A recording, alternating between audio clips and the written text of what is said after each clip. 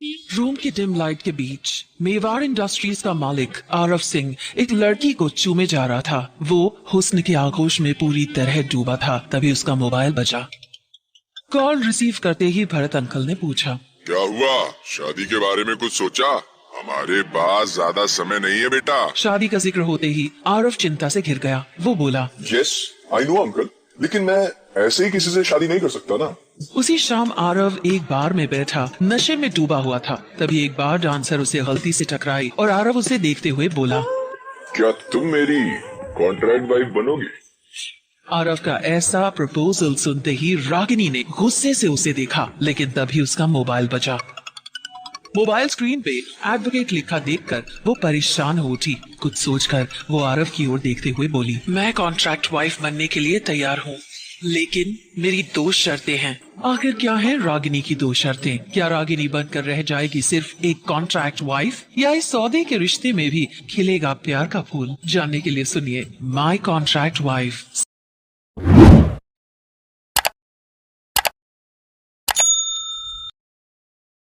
आज इतने दिन बाद मेरी याद कैसे आई तुम्हें? गाढ़े लाल रंग का टाइट टॉप पहने हुए एक लड़की ने अपने गले से चिपके हुए शख्स के कानों में बुदबुदाते हुए कहा। रूम की डिम लाइट के बावजूद उस शख्स का गठीला और गोरा बदन चमक रहा था। वो शख्स उस लड़की की बातों को यूं इग्नोर कर रहा था जैसे मानो उसे कुछ सुनाई ही नहीं दे रहा हो। वो लगातार उस लड़की के गले और होठों को अपनी आंखें बंद किए हुए चूमे जा रहा था। आराम से, मैं यही हूं, अभी तो पूरी रात पड़ी है। लड़की ने उस शख्स की ओर देखकर मुस्कुराते हुए कहा। लड़की के इतने कहने के बावजूद वो शख्स इस कदर जल्दी में था मानो आज ये उसकी जिंदगी की आखिरी रात हो। उस शख्स ने अपने फोन की तरफ एक नजर डाली और फिर से अपने काम पर लग गया। लेकिन कुछ ही पल में वो उठ खड़ा हुआ और फिर फोन अपने हाथ में लेकर कमरे से बाहर जाने लगा। आरव, क्या हुआ? कहां जा रहे हो? उस लड़की ने खुद को सफेद चादर के बीच समेटते हुए कहा। कहीं नहीं, आज की मीटिंग डन, गुड नाइट, फिर मिलेंगे। आरव ने उस लड़की की तरफ देखते हुए कहा और फिर एक सेकंड में कमरे से बाहर निकल गया। हाँ अंकल, बोलिए क्या हुआ? लड़की का कुछ इंतजाम हुआ? आरव ने गाड़ी स्टार्ट करते हुए कहा और होटल से अपनी हवेली के लिए निकल पड़ा। अभी तो नहीं, लेकिन मैं कोशिश कर रहा हूं। फोन के दूसरी तरफ से अधेड़ उम्र के भरत अंकल की आवाज सुनाई पड़ी। कोशिश नहीं अंकल, रिजल्ट दीजिए, रिजल्ट। अब मेरे पास कोई और रास्ता नहीं है, सिर्फ यही एक तरीका बचा है सब कुछ बचाने का। आरव ने थोड़ा पैनिक होते हुए कहा। आरव को यूं परेशान देखकर भरत अंकल को आरव का वो मासूम चेहरा याद आ गया जो उन्होंने आज से तकरीबन 22 साल पहले उसकी मां की मौत पर देखा था। भरत अंकल की आंखों के सामने से वो दृश्य आज भी नहीं हटता है, जब 8 साल का आरव अपनी मां की लाश के सामने अपनी छोटी बहन अनन्या को गोद में लेकर खड़ा था। मां की मौत ने आरव की जिंदगी बदल कर रख दी थी। हंसता खेलता आरव उस घटना के बाद पूरी तरह से बदल गया। मां के जाने के बाद उसके पिता अजय सिंह मेवाड़ को इतना गहरा सदमा लगा कि वो आज तक उस सदमे से उबर नहीं पाए। अंकल, आप सुन रहे हैं ना मैं क्या कह रहा हूं? आरव ने फोन पर लगभग चिल्लाते हुए कहा।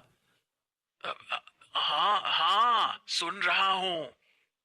आरव की आवाज ने भरत अंकल को ख्यालों की दुनिया से बाहर निकाल कर पटक दिया। दादाजी कैसे हैं? वो ठीक तो हैं? उन्होंने तुम्हें अचानक जयपुर क्यों बुलाया था? भरत अंकल ने तुरंत ही आरव से सवाल किया। दादाजी ने यह बताने के लिए बुलाया था कि अगर एक हफ्ते के भीतर मैंने शादी नहीं की तो फिर वो अपनी पूरी प्रॉपर्टी विकी के नाम कर देंगे। क्या? भरत अंकल ने चौंकते हुए कहा। हाँ, तो फाइनली अगर अपनी कंपनी और घर बचाना है तो एक हफ्ते के भीतर मुझे शादी करनी होगी। आरव ने थोड़े व्यंग्यात्मक लहजे में कहा। तुम अगर किसी एक लड़की के साथ सीरियस होते तो आज ये सब प्रॉब्लम ही ना होती। भरत अंकल ने थोड़े व्यंग्यात्मक लहजे में कहा। अंकल, मैं ऐसे किसी भी लड़की से शादी नहीं कर सकता। मुझे शादी करके अपनी प्रॉब्लम सॉल्व करनी है, प्रॉब्लम बढ़ानी नहीं है। भरत अंकल ने अपना सिर हिलाते हुए कहा। वो आरव की बात अच्छे से समझ गए थे। 30 साल के आरव के भीतर हर वो क्वालिटी थी जो कोई भी लड़की अपने होने वाले जीवन साथी में देखना चाहती है। 5 फुट 11 इंच की लंबाई, बड़ी बड़ी और हल्की भूरी आंखें और उन आंखों पर हल्के लेंस वाला चश्मा जो कि उसकी गंभीरता और समझदारी को बखूबी बयान करता था। महज 30 साल की उम्र में ही आरव ने वो सब कुछ हासिल कर लिया था जो बाकी लोग शायद ताउम्र भी हासिल नहीं कर पाते। वो किसी भी हालत में अपने पापा की बनाई हुई इस कंपनी को डूबने नहीं देना चाहता था, क्योंकि ये न सिर्फ उसके पापा का बल्कि उसका भी गुरूर था। लेकिन लड़कियों के मामले में आरव की किस्मत थोड़ी खराब रही है। आज तक उसे सिर्फ उसके पैसों से प्यार करने वाली लड़कियां ही मिली हैं, और इसलिए आरव अब लड़कियों को सिर्फ पैसे से नाचने वाली कठपुतली समझता है। ये बात भरत अंकल भी अच्छे से जानते थे। अगले दिन सुबह उठते ही वो यहां से मुंबई के लिए निकल गया। हवेली में जयपुर एयरपोर्ट के रास्ते के बीच अचानक से उसका फोन बज उठा। हेलो अंकल, क्या हुआ? आरव, वो बैंक की टीम ऑफिस में आई हुई है। वो लास्ट वार्निंग पेपर लेकर आए हैं। भरत अंकल ने घबराते हुए कहा। ये लोग बोल रहे हैं कि अगर 1 हफ्ते के अंदर 1,000 करोड़ नहीं रिटर्न किए तो हाँ, उनको किसी तरह से समझाइए कि मैं 1 हफ्ते में सारे पैसे चुका दूंगा। आरव ने लंबी सांस छोड़ते हुए जवाब दिया और फिर कॉल कट कर दिया। अरे अरे, अंधी है क्या? आरव ने अचानक से गाड़ी का इमरजेंसी ब्रेक लगाते हुए कहा। मुंबई एयरपोर्ट से निकलकर वो होटल रोज एंड क्राउन की तरफ जा रहा था, जहां पर उसकी इन्वेस्टर्स के साथ मीटिंग थी। वो तुरंत गाड़ी का विंडो नीचे करके बाहर रोड की तरफ उत्तेजित होकर देखने लगा। सामने एक लड़की एक बूढ़ी दादी का हाथ पकड़कर उन्हें रोड क्रॉस करवा रही थी। अरे पागल हो क्या, दिखाई नहीं पड़ता? आरव ने उस लड़की की तरफ देखकर चिल्लाते हुए कहा। तब जाकर उस लड़की ने पलटकर आरव की तरफ देखते हुए ट्रैफिक लाइट की तरफ इशारा किया। आरव ने ऊपर देखा तो लाइट रेड थी और उसके अगल बगल भी गाड़ियों की कतार लगी हुई थी। आरव चुपचाप सीट पर वापस बैठ गया और उस लड़की की तरफ ध्यान से देखने लगा। उस लड़की ने गाढ़े गुलाबी रंग के सूट के साथ सफेद रंग का दुपट्टा अपने कंधों पर रखा हुआ था। कानों में बड़े बड़े झुमके और माथे पर लाल रंग की गोल बिंदी और आंखों में हल्का काजल। चेहरे पर बेहद खूबसूरत सी मुस्कान और ऐसी संतुष्टि झलक रही थी कि जैसे किसी छोटे बच्चे को उसका मनपसंद खिलौना मिल गया हो। आरव एकटक उस लड़की की ओर देखने लगा। उसके चेहरे से परेशानी की लकीरें गायब हो चुकी थीं। उसकी जगह पर अब एक संतुष्टि वाली मुस्कान दिखाई पड़ रही थी।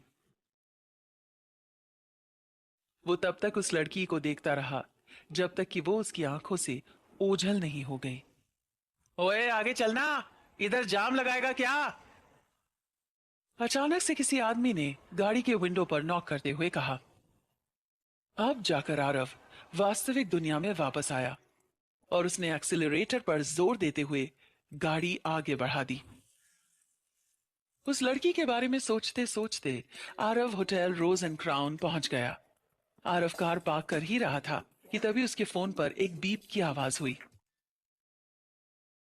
आरव ने फोन चेक किया तो मैसेज देखते ही उसके चेहरे का रंग उतर गया। यह मैसेज तनेजा की तरफ से था। उसने मीटिंग कैंसिल कर दी थी। आरव ने तुरंत उसको कॉल किया, लेकिन उसने आरव का फोन नहीं उठाया। आरव ने गुस्से से चीखते हुए अपना हाथ गाड़ी के स्टीयरिंग पर दे मारा। अब उसकी आखिरी उम्मीद भी दम तोड़ चुकी थी। आरव ने निराश होकर वापस लौटने के लिए गाड़ी घुमाई ही थी कि अचानक से उसकी नजर एक छोटे से बार पर पड़ी और उसने बिना कुछ सोचे समझे गाड़ी बार के सामने लगा दी। उसने अपने सिर पर कैप लगा लिया ताकि वहां कोई उसे पहचान न सके। आरव इस तरह के बार में पहली बार आया था।